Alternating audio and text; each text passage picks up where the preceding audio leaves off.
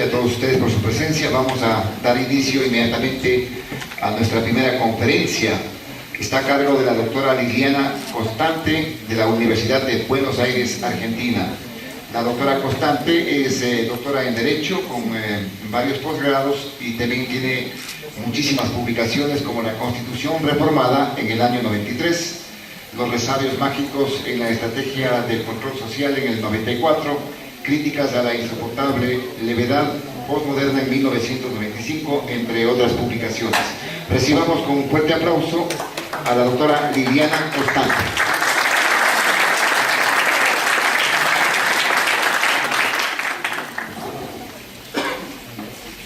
Bueno, muchas gracias, buenas tardes a todos y a todas. Nuevamente un agradecimiento sincero a las autoridades de esta casa por la invitación, por esta invitación que implica un reconocimiento al compromiso que ponemos los docentes académicos en transmitir algunas pautas, algunas ideas como para seguir debatiendo esto que se llama la convivencia democrática. Hoy es un día muy particular y en este momento yo venía diciéndole a Félix, compañero que me acompañó hasta acá, que estaba muy conmovida por el momento histórico que estamos viviendo. Mientras nosotros estamos acá, se está dando la mesa de negociaciones, concretamente la ronda periodística de la mesa de negociaciones por la paz en Colombia, con la presentación de los representantes de la FARC, Ejército del Pueblo, dando información sobre cómo van avanzando las tratativas en ese país. Y al mismo tiempo, mientras estamos acá en la Asamblea General de la ONU, Palestina vuelve a insistir en su reclamo por ser reconocido como Estado, además miembro veedor dentro del organismo internacional, después de 56 años. Así que el estar acá en esta casa de estudios, juntos, trabajando con una secretaría que ya desde el título de su función nos crea todo una alerta, que es poder controlar el poder del mercado, lo cual implica constatar que el mercado tiene poder. Y sabemos que quien tiene poder, entre otras cosas, es porque alguien se lo dio. Entonces el tema es cómo se legitima. Me han convocado para que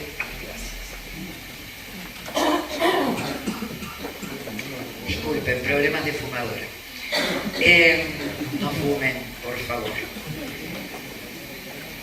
Bien, el tema al cual me voy a abocar es la constatación, en pocos minutos, de los mecanismos de despojo. ¿Sabemos de qué estamos hablando con ese título tan así como que no parece de derecho? Bueno, primero, si es constatación, es que no voy a hablar de interpretaciones. No voy a hablar de interpretaciones jurídicas, interpretaciones filosóficas. No, voy a hablar de constataciones. O sea, constatar la realidad. ¿De qué realidad? Del despojo. ¿De qué despojo? No de uno, de un sistema de mecanismos de despojos que hemos venido padeciendo los pueblos de nuestra América. No me voy a referir a los que ya conocemos históricamente, ¿sí? O sea, desde el eufemismo del encuentro de las dos culturas en 1492, eufemismo muy tremendo, ¿no? No es un encuentro. Bueno, sí es un encuentro donde hubo un vencedor y un vencido. Vamos a ver qué mecanismos de despojos tenemos hoy. Estamos trabajando en paralelo con compañeros académicos y funcionarios en lo que se llaman los tratados bilaterales de inversión, y particularmente el CIADI. Alguno de ustedes estuvo ayer acá en esta casa, en este salón. Bueno, aquí estuvimos hablando de esto, ver cómo los acuerdos llamados eufemísticamente acuerdos comerciales se transforman o son en realidad en una herramienta de despojo de los recursos naturales, recursos humanos, recursos económicos y financieros de nuestros estados. Yo voy a tocar uno solamente al cual me voy a referir y voy a leer sintéticamente porque no soy afecta a la síntesis cuando hablo, entonces leyéndolo me voy a concentrar, que es el de la doctrina de los precios de transferencia. ¿Sabemos de qué estamos hablando? Podemos dialogar porque si no la relación de fuerzas es muy desequilibrada para mí. ¿Sabemos de qué estamos hablando con la relación con precios y transferencias? Matrices, estamos hablando de inversión extranjera directa. Tenemos matrices y filiales, ¿sí? ¿Vamos bien? Bueno, matrices y filiales pertenecen a un grupo económico. Si pertenecen a un grupo económico, no puede haber contrato entre matrices y filiales. ¿Por qué? Porque no hay contratos donde no hay intereses contrapuestos. ¿Sí? Bien. Si nosotros aceptamos la doctrina de los precios de transferencia, estamos aceptando una ficción que es lesiva para los intereses económicos de nuestros estados. ¿Por qué? Porque todo lo que salga de las filiales a las matrices, las filiales van a plantear que son parte de los precios de transferencia, cuando son nada más ni nada menos que remesas en nuestro estado, por ejemplo, en la Argentina, por ejemplo. Esto equivale a que no paguen determinados impuestos. ¿Sí? Entonces yo hice una pequeña síntesis escrita para comentarle este mecanismo.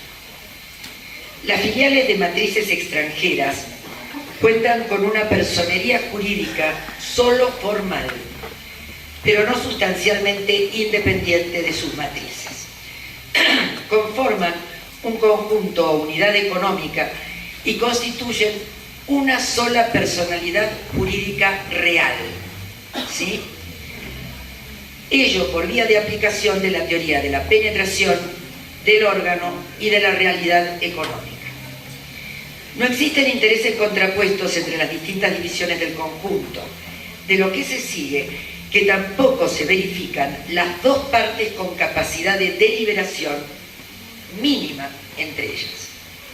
De suerte tal que sus prestaciones y sus contraprestaciones deben regirse por los principios del aporte y del beneficio. Esta es la doctrina o la teoría contraria a la de los precios de transferencia. ¿Sí? Por ejemplo, las contribuciones financieras o las tecnológicas de las matrices a las filiales no constituyen contratos de préstamo. Eso es lo que tenemos que individualizar.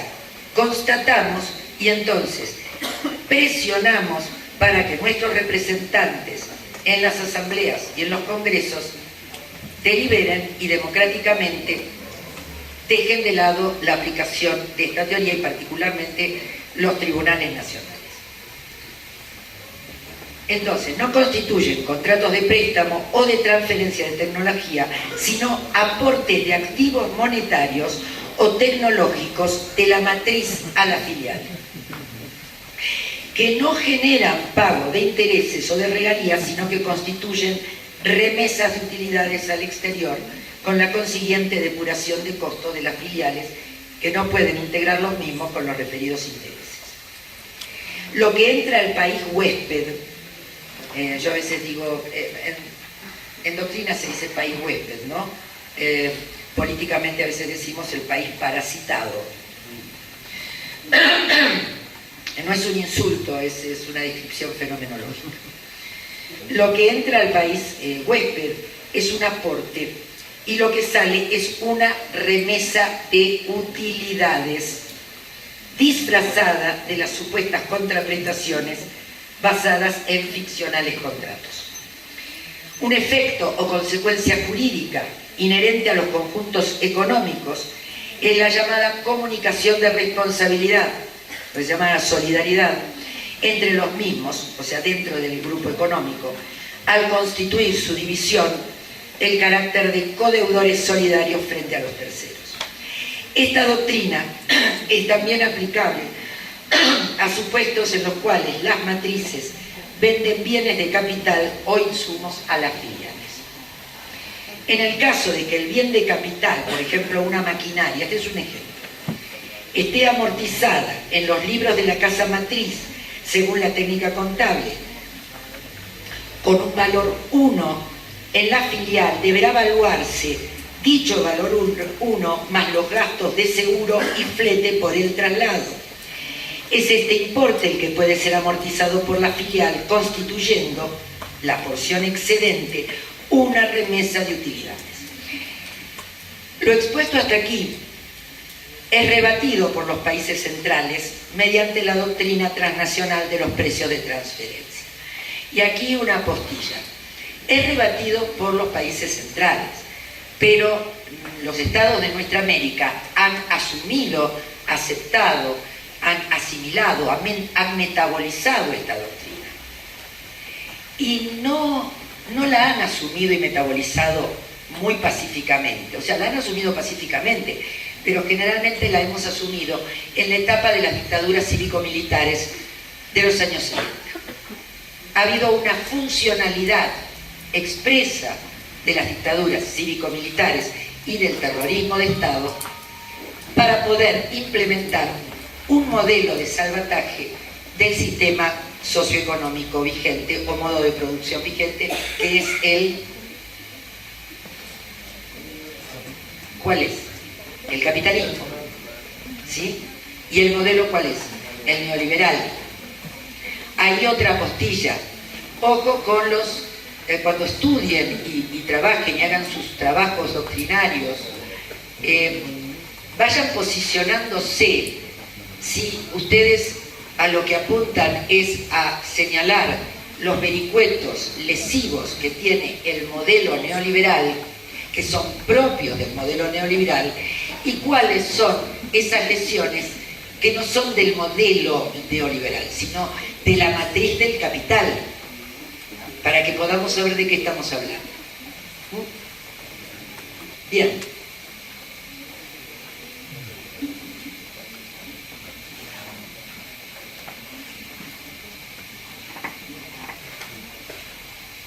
Otro de los mecanismos de despojo se da en los tratados bilaterales. Voy a tocar un solo punto, que es el de la expropiación indirecta. ¿Qué es esto? Nuestros estados, en un acto complejo, según la legislación de cada estado, en nuestro país, en un acto complejo, poder ejecutivo, poder legislativo, firmamos tratados en los cuales permitimos que el inversor extranjero esté salvaguardado de cualquier modificación legislativa soberana del país parasitado, salvaguardado de cualquier modificación que ponga en riesgo no solamente su capital, la amortización de su capital, sino los intereses presupuestados a futuro, el proyecto de ganancia y de mega ganancia. Entonces, cualquier variación que pueda surgir a partir de un movimiento soberano legislativo del Estado, el inversor, a través de estas cláusulas, se siente con la habilitación, se siente habilitado para sentir la ofensa en su patrimonio, en su propiedad, y por ende sentirse expropiado por el Estado. Y entonces ahí viene la discusión que como juristas acá sabemos que una expropiación tiene que ser indemnizada, obviamente. Pero el tema es cuál es el marco de la indemnización justa. ¿Cómo tiene que ser esa indemnización? Si es integral o no. ¿Cuándo se transforma el pago de una indemnización en un despojo, en otro despojo más a nuestros países? Primero, cuando a partir de esas cláusulas abrimos un paraguas inmenso de posibilidades al inversor para llevarnos a centros arbitrales extranjeros y demandar a nuestros estados por expropiación. ¿Y cómo se hace esto? Bueno, lingüísticamente, o sea, utilizando el lenguaje, en vez de poner tipificación específica, se dice cuando es equiparable a, tal acción es equiparable a una expropiación. Y entonces nuestros estados tienen que litigar, se ven obligados, pero porque hemos firmado esos tratados, se ven obligados a defender su posición en centros arbitrales, como el CIADI, que no pueden ser neutrales. Ya, en la Argentina hay un refrán que dice no le pidas peras al olmo. No sé si acá se utiliza, ¿no? Sí, pero debe haber algo parecido. Tengamos cuidado que un cierto nivel de bonanza espiritual en nuestras expectativas nos lleve a permitir despojos, porque pretendemos que, por ejemplo, el Centro Internacional de Arreglos de Diferendos de Inversiones sea neutral, cuando no puede serlo. No puede serlo, a mí me gustaría que lo fuera, pero no puede. No puede porque nace de la matriz del Banco Mundial y nace para resguardar los intereses de los inversores. ¿Qué hacemos con el CIADI? Bueno, este es otro tema, lo seguimos discutiendo, eso no hay problema, pero lo que tenemos que tener en claro es que no podemos esperar ni rasgarnos las vestiduras porque mi marido, que es cuadripléjico, no baile el tap, porque no puede. Es un eufemismo, por favor, no me entiendo que todo bien, pero se entiende lo que digo. Bien. Entonces, el último despojo. Estábamos hablando de las indemnizaciones. Aún suponiendo que nosotros aceptáramos que estas transnacionales o estos inversores directos tuviéramos que abonar algún nivel de alguna cantidad de dinero en términos de indemnización, la indemnización no tendría que ser integral. ¿Por qué? Porque esa indemnización, para que sea justa, habría que restarle, o no habría, hay que restarle aquellos costos, no solamente que ha pagado el Estado, sino que va a tener que pagar el Estado a partir de las actividades lesivas que ha tenido el inversor directo en nuestro territorio. Y entonces ahí viene el problema de los economistas, el problema que tenemos en Derecho Internacional Público, el problema que tenemos los abogados, los juristas, pero fundamentalmente el problema que tienen nuestros pueblos.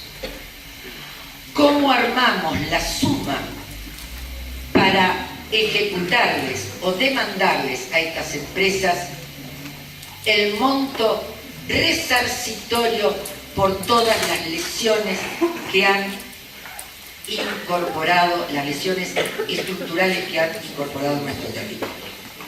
Ese es un tema, también para afinar el lápiz. Bueno, al igual que ayer,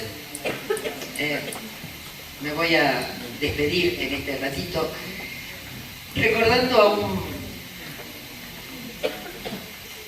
a un doctrinario que seguramente ustedes han leído y es muy conocido, es un teórico clásico que habló sobre las categorías de dominación, es Max Weber. Y Max Weber, de todo lo que dijo, hay un texto que a mí me encanta y que generalmente lo tomo porque me parece que a mí me funciona para lo que quiero exponer. En un momento dado, Max Weber nos plantea que los hombres y los pueblos se involucren en el compromiso y la tenacidad de luchar una y otra vez por lo imposible. No sea cosa que después no podamos luchar ni siquiera por lo posible. Entonces creo que estos espacios académicos en los cuales podemos afinar el lápiz para trabajar realmente qué son los acuerdos bilaterales, qué son los centros de arbitraje, cuál es la función de la norma en el derecho internacional público, para qué estudiamos derecho, por ejemplo, va a quedar incompleta si no trabajamos, además, con aquellos movimientos sociales que están viviendo esto en carne propia, con los pueblos. Es fundamental que escuchemos a aquellos que tal vez no tengan conocimiento del título que se llame Doctrina de los Precios de Transferencia, pero todos los días están viendo y están viviendo ese despojo, el producto de ese despojo. Estos temas, muchachos, señoras y señores, perdón, estos temas no son temas de economistas y de juristas solamente. Los juristas, los economistas, lo que hacemos es ponerle palabras y entrar este tema en un discurso que podamos comprenderlo en este nivel. Pero estos temas atraviesan hasta el más débil y más vulnerable de la sociedad, que es más débil y más vulnerable justamente porque hemos permitido estos mecanismos de despojo. Gracias.